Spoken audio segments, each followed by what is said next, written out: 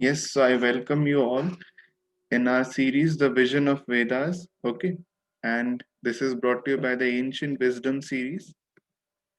So we are talking about Rig वेदा. हम आज ऋग वेद के ऊपर बात करेंगे. जस्ट हम पिछला थोड़ा बहुत रिकैप कर लेते हैं. लास्ट टाइम हमने क्या क्या देखा था. कोई अगर आप में से आज जुड़ा है जो छूट गया है पिछला, तो हमने वो लिंक शेयर करा हुआ है ग्रुप पे. और अगर आपके पास में नहीं है तो मैं आज वापस से पिछले सेशन का लिंक शेयर कर दूंगा जो यूट्यूब पे अपलोडेड है, तो आप वापस उसको देख सकते हैं. बहुत ही इंटरेस्टिंग था. तो हम आज विद्या के टाइप, पिछली बार हमने क्या देखा था, कितने तरह की विद्या होती है, परा अपरा.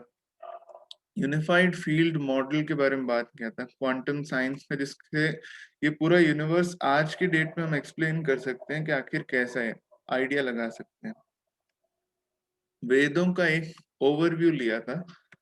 फिर उसके बाद में वैदिक ट्रेडिशंस के बारे में हमने जाना था. उससे क्या प्रॉब्लम थी कि सारा नॉलेज हैफेजार्ड था. उसको अरेंज करने के लिए कृष्ण द्वैपायन एक पहला स्टूडेंट था जिसने ये सब कुछ मेमोराइज किया था. ये सब कुछ उन्होंने याद रखा, ये सब कुछ गेन किया, डाइजेस्ट किया, और फिर उन्होंने इसको आगे कैटेगराइज किया. ये पूरा वैदिक नॉलेज जो 4 वेदों के अंदर डिवाइडेड है, उसका फर्दर कैटेगराइजेशन, ये सब कुछ वेद व्यास ने किया था.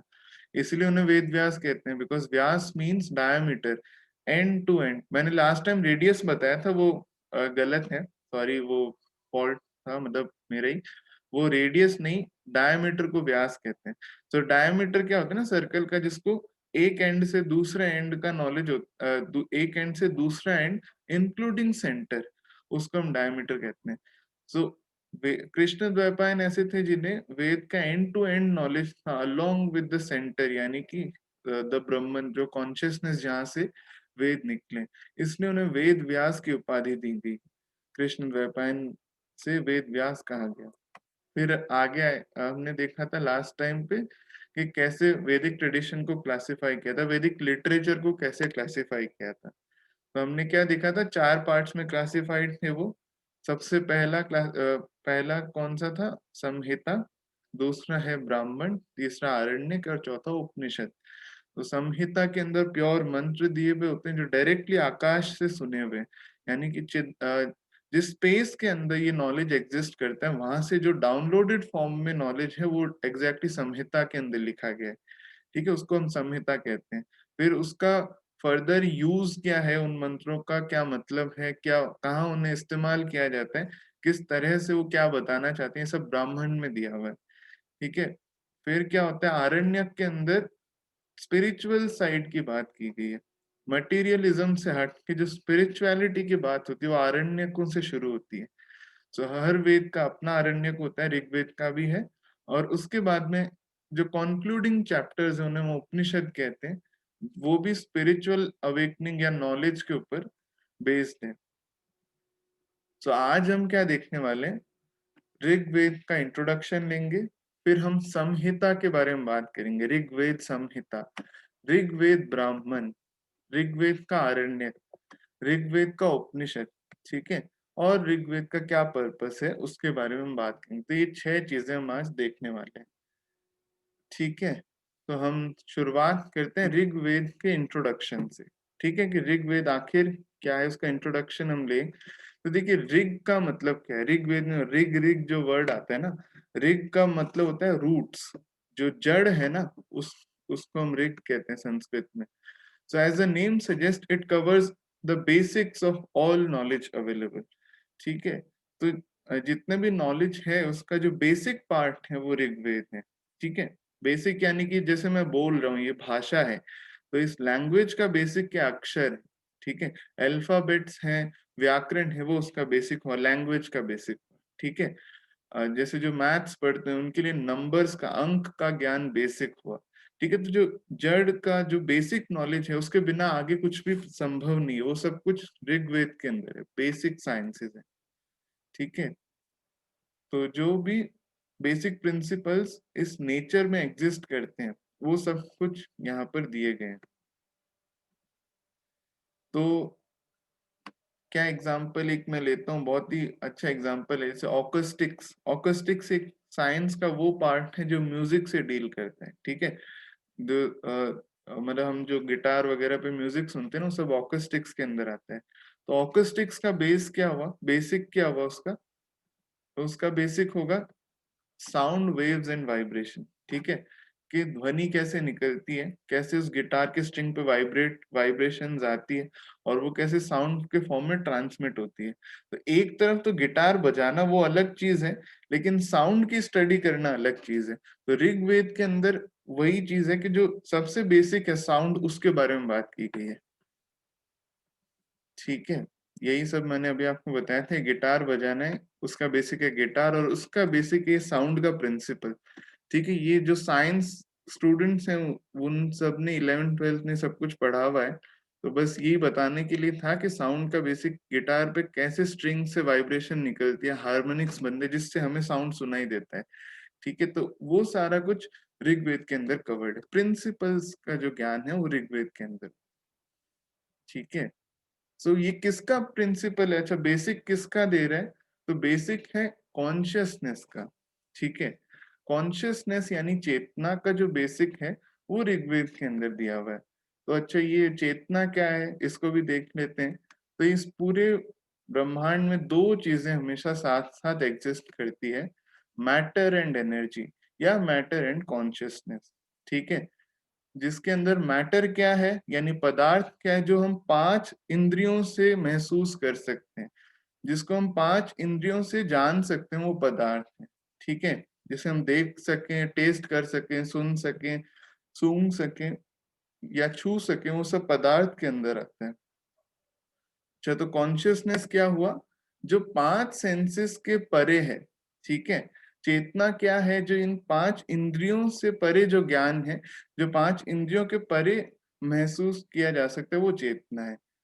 तो इस वर्ल्ड के अंदर 99% कॉन्शियसनेस है, 1% मैटर है, जो हम सब कुछ देख रहे हैं। ये हमने लास्ट टाइम बात की थी। तो ये देखो, ये मैंने ऐसे एक्सप्लेन किया था कि इस समुद्र जो है ना, इस समुद्र के ऊपर जितना ये टाइडल वेव दिख रहा है, अच्छा ये बात कौन कहते हैं, ये आज का क्वांटम साइंस बोलता है। ठीक है, अगर आपको और डिटेल में जानना है तो डॉक्टर जॉन हेजलिन के वीडियोस देख सकते हैं। Is a world renowned quantum scientist. उन्होंने यूनिवर्स का जो मॉडल एक्सप्लेन किया था, दैट इज रिमार्केबल। उसी के बेसिस पे मैं बता रहा हूँ दैट यूनिवर्स और कुछ नहीं, टाइडल वेव्स की तरह उठता है। यही जो हम आसपास सब कुछ देख सकते हैं ना, जो भी हमारे जितना विजन हम जा देख सकते हैं आगे, वो और कुछ नहीं, इस समुद्र के ऊपर उठा हुआ एक लहर जितना ही है, बस इतना सा है। और उसका कितना है एग्जिस्टेंस, बस लहर जितना उठा और खत्म हो गया, इतना ही एग्जिस्टेंस है उसका। ठीक है, जितने भी 1000 करोड़ साल है, लहर की तरह उठा और फिर वापस उठता है। तो ये कंटिन्यूसली मैनिफेस्टेड वर्ल्ड ऐसा ही चलता है, और इतना ही मैटर, इतना ही पदार्थ है। इसको छोड़ के जो पूरा समुद्र है वो चेतना है। ठीक है, वो कॉन्शियसनेस है। तो ये लास्ट टाइम हमने ये मॉडल था यूनिफाइड फील्ड मॉडल को अच्छे से देखा था। जिसको जानना है आप पिछला वीडियो देख सकते हैं। तो अब हम बात करते हैं ऋग्वेद की, पर्टिकुलरली ऋग्वेद की। आप सब प्लीज म्यूट रखिए अपने आप को, जो भी अनम्यूट है प्लीज म्यूट कर लीजिए। यस, तो इजी रहेगा, अदरवाइज फिर बहुत डिस्टरबेंस आएगा। तो ऋग्वेद क्या है, ऋग्वेद का हम पहला पार्ट देख रहे हैं, ऋग्वेद संहिता। ठीक है, तो संहिता के अंदर क्या प्योर मंत्र जो होते हैं उनके बारे में बात की गई है। मतलब जैसी जो आकाश ने मैंने लास्ट टाइम बताया, जो डायरेक्टली डाउनलोडेड नॉलेज था स्पेस का, वो संहिताओं में लिखा जाता है। जो मंत्र होते हैं वो सब संहिताओं में लिखे जाते हैं। इसका कोई लॉजिक नहीं होता। ठीक है, that is the basic knowledge. अच्छा, तो इसके अंदर टोटल कितने मंत्र हैं, ये थोड़ा जीके का एस्पेक्ट हो गया, जनरल नॉलेज का। 10,552 मंत्र है संहिताओं के अंदर। ठीक है, ऋग्वेद की संहिता में 10,552 मंत्र हैं। अब ये आप सोच रहे होंगे 1 से लेके 10,552 ऐसे नंबरिंग दी रखी, तो ऐसा नहीं है। इन्हें क्लासिफाई किया जाता है। अगर क्लासिफिकेशन नहीं हो तो हमें कभी भी मिलेगा ही नहीं मंत्र। ठीक है, तो इंडेक्स बनता है इनका। इंडेक्स बनाने का भी एक मेथड था, पुराने 3 मेथड में इंडेक्स बना हुआ है, ऋषियों ने बनाया था। जिसे पहला था अध्याय मेथड, दूसरा मंडल मेथड, और तीसरा इंडेक्स मेथड। इस इन तीनों को हम सेपरेटली देखते हैं। तो अध्याय मेथड में क्या आता है, देखिए ऋग्वेद के जो इतने सारे मंत्र हैं, इनको हमने क्या किया, पूरे ऋग्वेद को, उन सारे मंत्रों को वर्ग में क्लासिफाई किया, छोटे छोटे वर्ग बने। तो मंत्रों के कुछ ग्रुप को वर्ग बोलते हैं, ठीक है। और ऐसे कुल कितने वर्ग हैं? 2024 वर्ग हैं, ठीक है। अब इन वर्गों को हमने फर्दर अध्याय में क्लासिफाई कर दिया, ठीक है। इतने वर्ग मिलके अध्याय बनते हैं। तो टोटलिटी में 64 अध्याय हैं, ठीक है, 64 अध्याय हैं, ठीक है। और 8 अध्यायों को मिलके एक अष्टक बनता है, ठीक है। तो 64 अध्यायों को 8 अष्टकों में बांटा है, तो इसलिए इसको अध्याय मेथड कहते हैं। तो मंत्रों को वर्ग में बांटा, वर्ग को अध्याय में, अध्याय को अष्टक। दिस इज द अष्टक और अध्याय मेथड, इसमें मंत्रों को क्लासिफाई किया गया है। दूसरा सबसे कॉमनली जो पता है, हर जगह जिस चीज का रेफरेंस दिया जाता है वो मंडल मेथड है, ठीक है। मंडल सिस्टम में वैदिक मंत्रों को डिवाइड किया गया है। तो उसके अंदर क्या है, मंत्रों के कुछ ग्रुप को सूक्त कहते हैं, ठीक है, सूक्त के अंदर डिवाइड किया गया है। और हर एक, और जो सूक्त हैं उनका कुछ ग्रुप बनता है, उसे हम मंडल कहते हैं, ठीक है। और ऐसे 10 मंडल हैं। तो ये बहुत ही सिंपल और बहुत ही इलेबोरेटिव मेथड है। इसके अंदर मंत्रों को उनके देवताओं के हिसाब से क्लासिफाई किया है, ठीक है। अच्छा, देवता क्या है, मंत्र क्या है, इसको हमने पिछली बार भी देखा था कि मंत्र एक्चुअली देवता या मंत्र है वो ऊर्जा है, जो मंत्र की ऊर्जा होती है ना, जो एनर्जी उस मंत्र पे वाइब्रेट हो रही है, वो देवता है, ठीक है। सो उसके हिसाब से हमने देवताओं के अकॉर्डिंग सूक्त बनाए, और उन सूक्तों को हमने मंडल में क्लासिफाई कर दिया। तो ऐसे 10 मंडल है, उसमें 1028 सूक्त। This is a general knowledge aspect, GK का जो होता है, इससे हो सकता है कभी कोई क्वेश्चन आ जाए केबीसी वगैरह में कि कितने मंडल होते हैं, कितने सूक्त होते हैं, कि उसके ऊपर बेस्ड। तीसरा है जो कभी यूज नहीं होता, रेयरली ये देखा जाता है, शौनक ऋषि थे जिन्होंने ऋग्वेद का, जिन्हें ऋग्वेद का फाउंडर कहा जाता है, इन्होंने ढूंढा था। तो शौनक ऋषि ने ऋग्वेद के मंत्रों को अपने ही मंडल सिस्टम में क्लासिफाई किया था। उन्होंने सूक्त नहीं बना के, उन्होंने भी वर्ग बनाए, उनको अनुवाक में डिवाइड किया, इसको अनुवाक मेथड कहते हैं, ठीक है। ऋग्वेद को मंडल में डिवाइड किया, मंडल को अनुवाक में, और अनुवाक को वर्ग के अंदर क्लासिफाई किया, और वर्गों के अंदर स्पेसिफिक मंत्र होते हैं, ठीक है। देखा सबसे कॉमनली यूज कौन सा है, ये मंडल मेथड है। 10 मंडल, उनकी 1028 सूक्त, बस इतना आपको दिमाग में रखना है, ठीक है। अच्छा, फिर सेकंड चीज, ये तो संहिता था, ठीक है, संहिता की। अब है सेकंड पार्ट, जिसको हम ब्राह्मण कहते हैं, ठीक है। ब्राह्मण क्या, ब्राह्मण मतलब वो ब्राह्मण, ये सोसाइटी वाले ब्राह्मण नहीं, ये टेक्स्ट का नाम है, ब्राह्मण ग्रंथ कहते हैं, ठीक है। तो उसको दो पार्ट्स में डिवाइड किया जाता है, शकाल शाखा एंड भशकाल शाखा, एक श्वाकु शाखा। तो ये दो ब्रांचेस है उसकी, जैसे एक पेड़ है, उसकी पहली जो दो ब्रांच है शकाल भशकाल, ठीक है। तो ऋग्वेद ब्राह्मण के अंदर क्या है, ऋग्वेद ब्राह्मण को हमने शकाल भशकाल शाखा में बांटा। उसको फर्दर वो, उसके अंदर कौन सा ब्राह्मण आता है, एक आता है ऐत्रीय ब्राह्मण, एक कौशिक की ब्राह्मण। हर चीज यहाँ पे दो दो है, ठीक है। तो पूरा ऋग्वेद दो ब्राह्मणों में डिवाइडेड है, ऐत्रीय ब्राह्मण और कौशिक की ब्राह्मण, ठीक है। इनके अलग अलग नाम भी होते हैं, ऐत्रीय को जैसे अश्वालयन कहते हैं, कौशिकी को सांख्यायन भी बोलते हैं। और फिर ये जो फर्दर है, इनमें कितने कितने चैप्टर्स हैं, तो ऋग्वेद का जो ऐत्रीय ब्राह्मण है उसमें 40 चैप्टर्स हैं, और कौशिक ब्राह्मण में 30 चैप्टर्स हैं, ठीक है।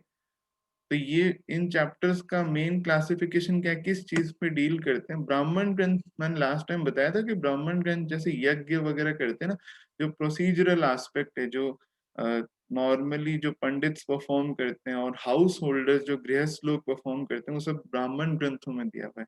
तो इसमें जो बाहर जो रिचुअल्स परफॉर्म किए जाते हैं, वो सब ब्राह्मण ग्रंथों में दिए हुए हैं, ठीक है।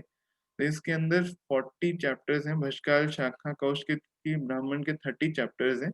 और इसमें क्या आता है, जो ऐत्रीय ब्राह्मण है उसके चैप्टर्स में दो पार्ट सबसे इंपॉर्टेंट, एक तो सोम यज्ञ, ठीक है, और एक फायर सेक्रीफाइस, अग्नि यज्ञ। तो सोम यज्ञ एक अलग चीज है पूरी, और अग्नि यज्ञ, जितने भी यज्ञ दूसरे, उनके बेसिक्स इसके अंदर दे रखे हैं। अच्छा, ऋग्वेद के अंदर यज्ञ के अंदर ऋग्वेद का क्या पार्ट होता है, एक यज्ञ है ना, चारों वेदों से मिल के बनता है। उसके अंदर ऋग्वेद का पार्ट होता है कि देवताओं का आवाहन करना, ठीक है। जैसे हम इंद्र सूक्त पढ़ते हैं, दुर्गा सूक्त पढ़ते हैं, सब ऋग्वेद के अंदर दिया है। तो वो जो पूरा एनवायरनमेंट होता है ना, जैसे कहते हैं भी पंखा तो मतलब हवा तो सब जगह है, ठीक है, हवा चल रही है, हवा सब जगह है, हम सब जानते हैं। लेकिन कब महसूस होती है? जब हम पंखे के नीचे बैठते हैं, ठीक है। तो उसी प्रकार से दुर्गा की एनर्जी तो हर जगह है, लेकिन जब ऋग्वेद की दुर्गा सूक्त का बार बार वहां पे पठन होता है, ठीक है, पाठ किया जाता है, तो वो उस रूम की पूरी जो एनर्जी होती है वो दुर्गा की एनर्जी ले लेती है, स्पेसिफिक एनर्जी पे रिवर्बरेट करती है। उसके बाद में यज्ञ का जो मैकेनिक्स है उस पे हम एक सेपरेट सेशन लेंगे। से हम यज्ञ रहस्यम के नाम से उन्हें लॉन्च किया था, वो सीरीज जो है वो हम बाद में वापस स्टार्ट करेंगे, तब हम और अच्छे से डिटेल में बात करेंगे। बहुत मजा आएगा आपको, ये सब जानने में बहुत इंटरेस्टिंग है। अभी इतना समझ लीजिए, ब्राह्मण ग्रंथों में ही यज्ञों के बेसिक्स के बारे में बात की जाती है, जिसके अंदर ऋग्वेद के अंदर सोम यज्ञ और अग्नि यज्ञ दिया हुआ है, ठीक है। और अन्न की आहुति जो होती है, अन्न यज्ञ और सोम यज्ञ भी इस कौशिक के ब्राह्मण के अंदर दिया हुआ है, ठीक है। तो अब ब्राह्मण ग्रंथों को, अच्छा, आरण्यक और ब्राह्मण में क्या, ब्राह्मण का जो एंडिंग चैप्टर वो आरण्यक बनता है, आरण्यक के कुछ चैप्टर्स मिलके उपनिषद बनते हैं। तो वास्तव में संहिता अलग है, ब्राह्मण अलग है, ये दो ब्रॉड डिवीजन हो गया, और ब्राह्मणों को कुछ चैप्टर्स को मिला करके आरण्यक बनते हैं, उन्हीं में से कुछ चैप्टर्स अलग होकर उपनिषद बनते हैं। ऐसे ही देखा जाएगा। तो ऋग्वेद के अब हम आरण्यकों को देखें, अभी तक हमने ब्राह्मण ग्रंथों को देखा था। आरण्यक को देखें तो दो पार्ट होते हैं, ऐत्रेय आरण्यक, ठीक है, और कौशिक के आरण्यक। तो जैसा ब्राह्मण का नाम था वैसे ही आरण्यक का ही नाम है, क्योंकि वो उसी के कुछ चैप्टर्स को मिला करके बनाया गया है, ठीक है। तो ऐत्रेय आरण्यक और कौशिक की आरण्यक है हमारे पास में दो, ठीक है। तो अब उसके अंदर हम पहले ऐत्रेय आरण्यक के बारे में बात करते हैं। तो देखिए, इसके अंदर चार पार्ट्स होते हैं। पार्ट वन में क्या, महाव्रता के बारे में बात की गई है। अच्छा, आरण्यक is more of spiritual side, ठीक है, उसमें मटेरियल चीजों के बारे में कम बात की गई, स्पिरिचुअल अवेकनिंग और उन सब के ऊपर बात की गई है। तो महाव्रतों के अंदर क्या आता है, जो पांच महाव्रत हम लेते हैं, ठीक है, ये भी हम यज्ञ रहस्यम की सीरीज में बात करेंगे, ये उसका पार्ट है, ठीक है। तो उसमें हम बात करेंगे महाव्रत क्या होते हैं। फिर उसके बाद में पार्ट टू है, उसके 6 चैप्टर्स हैं। उन चैप्टर्स में क्या आता है, पहले 3 चैप्टर प्राण विद्या एंड सेक्रीफाइसेस यानी कि यज्ञ के बारे में बात करते हैं, यानी जो प्राणायाम का बेसिक्स है, ठीक है। प्राण विद्या, प्राण का नॉलेज बहुत बड़ा है ना, प्राण is not just simple breathing, प्राण का बहुत ही गहरा नॉलेज है, उसके बारे में ऐत्रेय आरण्यक में बात की गई है, उसके पहले 3 चैप्टर्स में, ठीक है। तो जिसका ऐत्रेय आरण्यक का पार्ट टू है, उसके अंदर 6 चैप्टर, इसमें पहले 3 चैप्टर प्राण विद्या को डील करते हैं, और जो बाकी के बच गए 3 चैप्टर्स हैं वो ऐत्रेय उपनिषद बन जाते हैं, ठीक है। जो भी ऐत्रेय उपनिषद है वो इसी के 3 चैप्टर्स को मिला के बनाया गया। देन पार्ट थ्री साम हितोपनिषद। साम हितोपनिषद में क्या, रिसाइटेशन या उच्चारण के ऊपर ध्यान दिया गया है, जैसे मंत्रों को कैसे पढ़ा जाए, पद पाठ, क्रम पाठ, अलग अलग पाठ होते हैं, ठीक है। एक ही मंत्र को हम 8 तरह से बोल सकते हैं, 8 अलग अलग तरह के रिसाइटेशन होते हैं, और उन सभी रिसाइटेशन का अलग ही रिजल्ट होता है, ठीक है। उसके ऊपर बात की गई साम हितोपनिषद में। एंड देन पार्ट 4 एंड 5, ऐत्रेय आरण्य के 5 पार्ट है, इसमें चौथा और पांचवा पार्ट क्या बनते हैं, टेक्निकल एस्पेक्ट के बारे में बात करते हैं, मध्यादिन मंत्र। ये एक अलग चीज है, आपको इसमें डिटेल में जानने की जरूरत नहीं है। मध्यादिन एक यज्ञ होता है जिसके अंदर कुछ अलग मंत्र होते हैं, उसके बारे में इसमें बात की है, पर आपके वो ज्यादा का नहीं है, हम इतना बस देखने। हाँ, ऐत्रेय आरण्यक होता है जिसके कुछ 4-5 पार्ट्स होते हैं, उसके अंदर part two is very important, part two and part three, जिसके अंदर पार्ट टू के अंदर प्राण विद्या के बारे में बात की गई है, प्राण को एक्सप्लेन किया है, एंड पार्ट थ्री इज सामहितोपनिषद, ठीक है। देन उसका कौशिक के आरण्यक जो है वो इम्पोर्टेंट है, उसके अंदर 15 चैप्टर है। तो पहले 2 चैप्टर में जैसे ऐत्रेय में बात की, जिसमें महाव्रतों के बारे में बात किया गया है, उसके बाद 3 से जो 6 चैप्टर है, 3 to 6, उसमें उसको मिला के कौशिक की उपनिषद बन गया, ठीक है। देन 7 to 8 चैप्टर साम हितोपनिषद बन गए। इसमें भी वही उच्चारण के बारे में बात किए गए। उसके बाद चैप्टर 9 जो है वो प्राणा से डील करता है इसका भी। सो ऋग्वेद जैसे कि मैंने बताया कॉन्शियसनेस के बेसिक्स के बारे में बात करता है, उसी में प्राण भी आता है, ठीक है। तो वो ऋग्वेद का पार्ट है। फिर चैप्टर 10 है, उसमें अग्निहोत्र रिचुअल को एक्सप्लेन किया गया। आप में से अग्निहोत्र काफी कम लोग जानते हो तो बता सकता हूँ कि एक बहुत सिंपल मिनिएचर यज्ञ होता है जिसको ऊपर काफी रिसर्च किया गया है कि ये एनवायरनमेंट को प्योरीफाई करने के लिए बड़ा अच्छा है। तो इसके आप सर्च करेंगे तो और मिलेगा इसके बारे में आपको जानकारी, व्हाट इज अग्निहोत्र, ठीक है। बहुत सिंपली सुबह सनराइज सनसेट के टाइम पे किया जाता है, कोई भी इसको कर सकता है, इसके काफी अच्छे रिजल्ट्स हैं। तो अग्निहोत्र रिचुअल के बारे में ऋग्वेद के कौशिक के आरण्यक में बात की गई है। और उसके बाद में 11वां चैप्टर है, वो क्या बात करता है कि मतलब जैसे कुछ रिचुअल्स के बारे में बात करता है जो एंटीडोट का काम करते हैं डेथ और सिकनेस को टालने में, यानी जो आयुर्वेद का पार्ट होता है, आयुर्वेद का बेसिक पार्ट है, वो इसके अंदर आ जाता है, ठीक है। चैप्टर 11 ऑफ कौशिक के आरण्यक deals with the basics of Ayurveda, ठीक है। देन चैप्टर 12 इसके अंदर क्या दिया गया है कि जो जो यज्ञ हम करते हैं, ये जो प्रार्थनाएं जो की जाती है रेगुलरली, उनका क्या क्या फल होगा, फल श्रुति चैप्टर 12 में है। एंड चैप्टर 13 जो है ये प्योरली ज्ञान कांड का पार्ट है, यानी जो टोटली फिलोसफी से डील करते हैं। सेल्फ कंट्रोल, पेनेंस यानी तप, तप के बारे में बात की गई है। फेथ, विश्वास या श्रद्धा के बारे में बात की गई है। और बॉडी कंट्रोल, यानी कि शरीर को हम किस तरह से उस पर काबू पा सकते हैं, किस प्रकार से अपने बॉडी को और स्ट्रॉन्ग कर सकते हैं, ये 13 चैप्टर में दिया गया है। एंड 14 चैप्टर बड़ा इंटरेस्टिंग है, सबसे इंटरेस्टिंग कौशिक के आरण्यक का 14 चैप्टर है। तो सिर्फ दो मंत्रों के बारे में, दो मंत्र दिए गए और कुछ भी नहीं है इसके अंदर, ठीक है। इसके अंदर सिर्फ दो चीजें हैं, दो मंत्र हैं। पहला मंत्र जो सबसे फेमस है, बहुत जगह आपने सुना होगा, अहम ब्रह्मास्मि, ये कौशिक के आरण्यक के अंदर बताया गया है, ठीक है, आई एम ब्रह्मन। और दूसरा मंत्र क्या, ये भी बड़ा इंटरेस्टिंग है, one who doesn't know the meaning of Vedic chants is like an animal who doesn't know the value of weight it carries, ठीक है। जिसको वैदिक मंत्रों का मतलब नहीं पता है, जो वो बोल रहा है, वो उस जानवर, पशु या गधे के समान है जिसको ये नहीं पता वो कौन सा अपने ऊपर बोझ लिए गए। जैसे हमको फर्क पड़ता है कि ये हीरा है या नहीं है, लेकिन एक गधा जो उसी गट्ठर को लिए हुए चल रहा है, उसको कोई फर्क नहीं पड़ता वो हीरा लेके चल रहा है या फिर लकड़ियां लेके चल रहा है। तो जिसको मतलब नहीं पता वो उस पशु के समान ही है, जिसको ये पता ही नहीं चल रहा कि उसके पीठ पर क्या है। तो ये वही उस पर एम्फोसाइज करता है कि हमें जानना चाहिए कि what is the real meaning of those मंत्र, ठीक है। एंड लास्ट चैप्टर इसमें गुरु परंपरा के बारे में बताया गया है, यानी जो लीनिएज है मास्टर्स की, जहां से नॉलेज फ्लो होता है आज तक, इसके बारे में कौशिक के आरण्य के 15वें चैप्टर में, लास्ट चैप्टर में बात की गई है। इसके बाद में ऋग्वेद के दो उपनिषद होते हैं, जैसे उसके ब्राह्मण थे, दो आरण्यक थे, ऐसे ही दो ही उपनिषद है, ऐत्रेय उपनिषद और कौशिकी उपनिषद।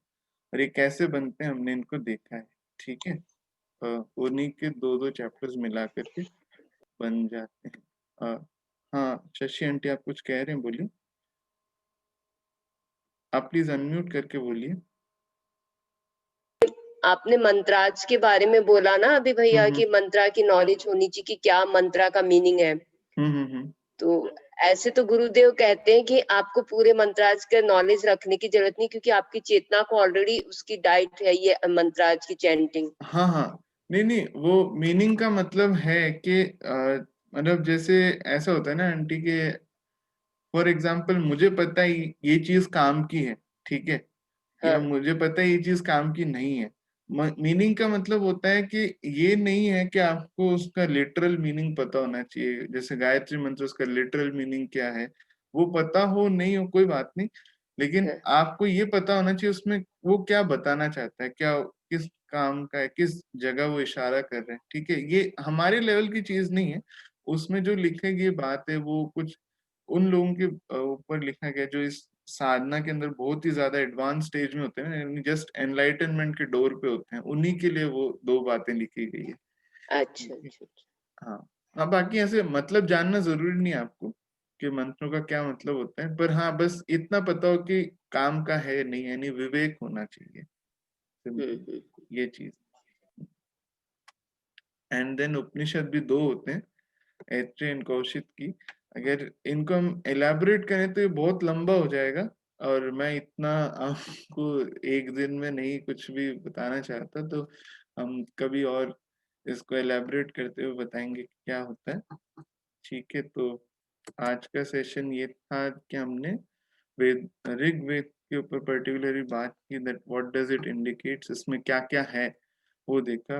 आज मतलब जैसे चैप्टर वाइज देख लिया, it is like you are just studying the index of those Vedas. ठीक है, और उसके अंदर और भी डिटेल्स है, वो तो हम अभी नहीं बात कर सकते, कभी और देखेंगे। तो ये था ऋग्वेद का नॉलेज, और वो उसका पर्पस क्या है। ठीक है, ऋग्वेद का पर्पस ये है कि जितना भी अभी तक का कॉन्शियसनेस है, ठीक है, जो भी कॉन्शियसनेस है उसका सारा बेसिक्स को समझा जाए। ठीक है ना, जैसे एग्जाम्पल दूं ना, तो मैटर का बेसिक तो हम सब ने मॉडर्न साइंस में पढ़ा है, मटीरियलिस्टिक साइंसेस में पढ़ा है। जैसे ये मेरा फोन है, ठीक है, अ, इस फोन के अंदर क्या, मैं तो सिर्फ उसको यूज करता हूँ, ठीक है, लेकिन इसके बेसिक्स के बारे में हम जानते हैं मटेरियल साइंसेस के अंदर, कि कैसे अ, ये फोन किस टाइप से बना हुआ है, इसके अंदर सॉफ्टवेयर कैसे काम करता है। ठीक है, लेकिन हमारा जो कॉन्शियसनेस है जिसके अंदर ये सब कुछ घटित हो रहा है, ठीक है, जितना भी वर्ल्ड जिस कॉन्शियसनेस पे टिका हुआ है, उसके बारे में हम कुछ भी नहीं जानते। वो सिर्फ वेदों के अंदर दिया हुआ है, पर्टिकुलरली ऋग्वेद के अंदर दिया है कि वो कॉन्शियसनेस क्या है, वो कैसे काम करता है, ठीक है, और उस तक कैसे पहुंचा जा सकता है, उस स्टेट तक, वो सब कुछ ऋग्वेद के अंदर है। तो ऋग्वेद एक फ्रीक्वेंसी है, सही कहूँ तो, उन लोगों की जो बेसिक से डील करते हैं, जो इस ब्रह्मांड के गूढ़ तत्व को जानना चाहते हैं, उनकी फ्रीक्वेंसी है ऋग्वेद। ठीक है, जैसे 4 तरह के लोग होते हैं, मैं सही कहूँ तो, एक वो होते हैं जिन्हें हर चीज यूज करने का मन होता है, क्रिएटिव लोग होते हैं ना, जैसे यहाँ से कुछ भी दिखा तो वो उनका दिमाग चलता है अब इससे मैं क्या कर सकता हूँ। ठीक है, वो यजुर्वेद की फ्रीक्वेंसी, जिन्हें हर चीज अप्लाई करने का शौक होता है। सामवेद की फ्रीक्वेंसी, कई लोग होते हैं जिन्हें चीजों को ढंग से अरेंज करने में मजा आता है। फॉर एग्जाम्पल, आपके रूम में बुक्स पड़ी है इधर उधर, तो मतलब बुक्स का अरेंजमेंट कैसा होना चाहिए, कैसे कैटेगराइज करें, तो ये चीजों को थोड़ा ब्यूटिफाई करने में, थोड़ा सा मतलब उन्हें सुंदर बनाने में और इजी बनाने में जिनका इन्वॉल्वमेंट होता है, वो सामवेद की फ्रीक्वेंसी के लोग होते हैं। और अथर्ववेद की फ्रीक्वेंसी के जो लोग होते हैं, उनका काम क्या होता है, वो बहुत ही ज्यादा पब्लिक डीलिंग में एक्सपर्ट होते हैं, कैसे बात करनी है, पैसों को कैसे संभालना है, कैसे लोगों से बात करनी है, ये सब पब्लिक डीलिंग का जो पार्ट है अथर्ववेद के अंदर आता है। सो ऋग्वेद के लोग हैं जो डेप्थ ऑफ नॉलेज, जो अ, यानी कि सबसे गूढ़ रहस्यों को जानते हैं इस पूरे यूनिवर्स के, जिससे डील करते हैं कि हर चीज कहाँ से निकली है, क्या है उसका बेसिक, ये सब ऋग्वेद की फ्रीक्वेंसी वाले लोग हैं। ठीक है, तो हम सभी एक किसी न किसी एक वेद को रिप्रेजेंट करते हैं, और हमारे पूरे लाइफ टाइम में कोई ना कोई एनर्जी एक टाइम पे एक्सप्रेस होती ही है। ऐसे जो ओल्ड एज लोग होते हैं, देखा जाता है वो बहुत ही ज्यादा गहरी बातें करते हैं, सो उनमें देखा जाता है ऋग्वेद की फ्रीक्वेंसी आती है। यंग लोग होते हैं बहुत क्रिएटिव होते हैं, कुछ ना कुछ क्रिएटिव काम करते हैं, उनमें यजुर्वेद की फ्रीक्वेंसी हाई होती है।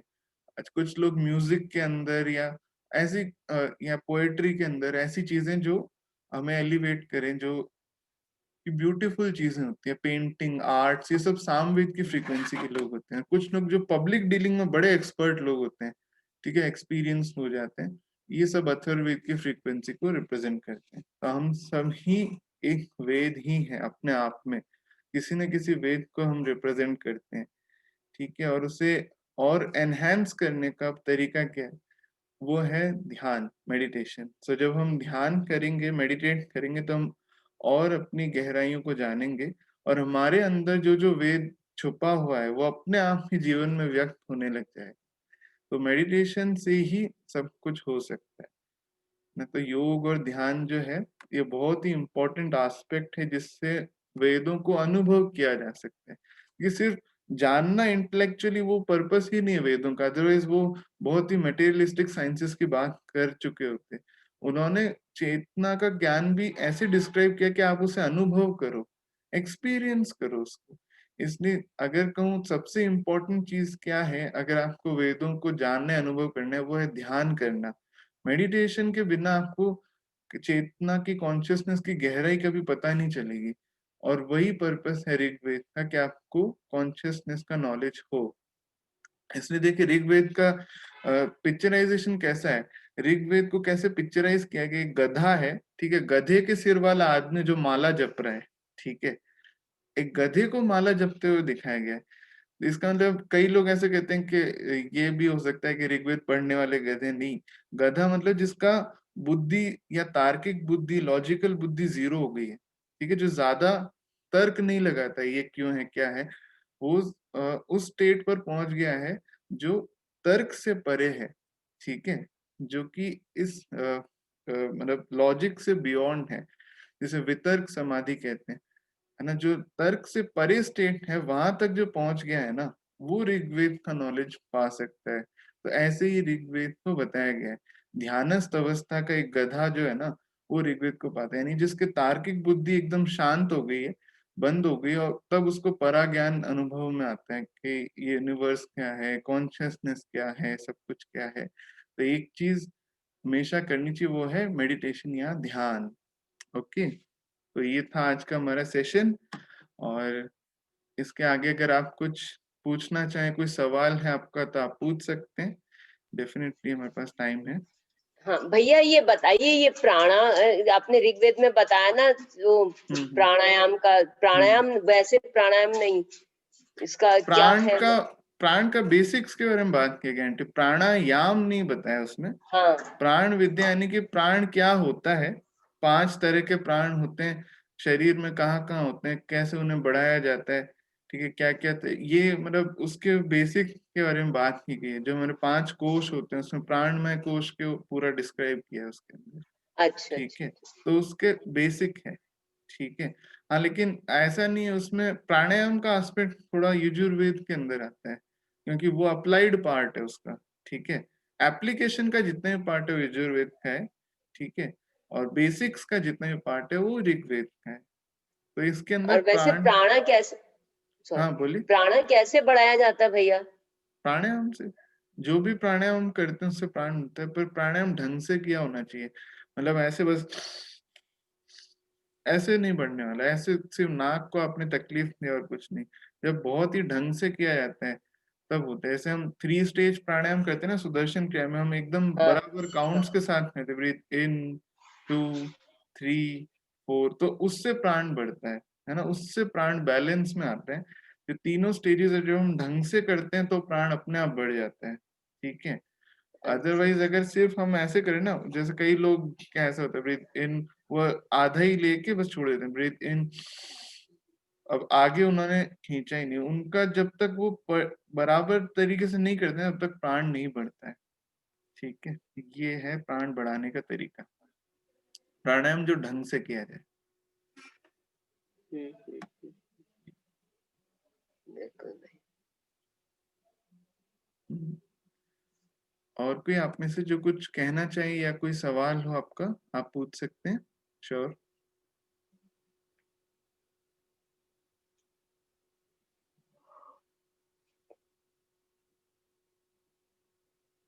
बस बस। Thank you. Thank you very much. We got to know so much about Rig Veda. Thank I'm from Bangalore. Okay okay, you are Vinu, right? Vinit. Yes. Okay okay, so अगर कोई question नहीं है तो हम वाइंड अप करते हैं। 1 minute रुकता हूँ। If you have anything to mention or ask, you can ask. Then otherwise we'll wind up. अरे भैया अभी मैं ज्वाइन किया हूँ माइंड अप, अभी आपका वर्ड सुना। अच्छा, कोई बात नहीं, कोई बात नहीं। आप, मैं इसको अपलोड करूंगा, आप तब देख लीजिएगा, ठीक है। आप पर्सनली पूछ लेना मुझसे। हाँ कोई हाँ बात नहीं। ओब्वियसली, और कोई हाँ, ऑप्शन भी नहीं। जी जी।